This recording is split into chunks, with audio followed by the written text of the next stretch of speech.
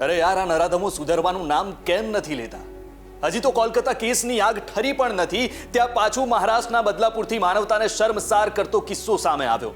બદલાપુરની આદર્શ વિદ્યા પ્રસારક નામની શાળામાં નર્સરીમાં ભણતી 4 વર્ષની 2 બાળકીઓ સાથે શાળાના સફાઈ કર્મીએ શારીરિક અડપલા કર્યા. બાળકીઓને એકાએક ગુપ્તાંગના ભાગમાં દુખાવો શરૂ થતા તેમના માતા પિતાને સમગ્ર ઘટનાની જાણ થઈ અને નરાધમ સફાઈ કર્મીની કાળી કરતૂતનો પર્દાફાશ થયો. બાળકીઓ સાથે થયેલા યૌન શોષણનો સમગ્ર બદલાપુરમાં ઠેર ઠેર ભારે વિરોધ થઈ રહ્યો છે. ઘટનાના વિરોધમાં રોષે ભરાયેલા વાલીઓએ અને ટોળાએ શાળામાં તોડફોડ કરી હતી, તેમજ આક્રોશમાં આવેલ ટોળાએ બદલાપુરના રેલવે સ્ટેશન પર પણ હલ્લાબોલ કર્યો હતો.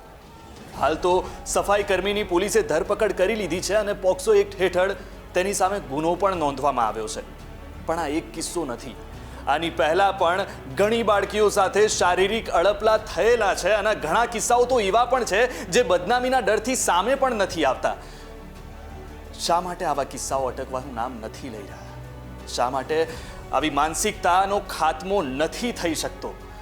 શા માટે આવા નીચ લોકો આવી હરકતો કરવા પ્રેરાય છે? શા માટે બાળકીઓ અને મહિલાઓ આવા નરાધમોની ચપેટમાં આવી જાય છે?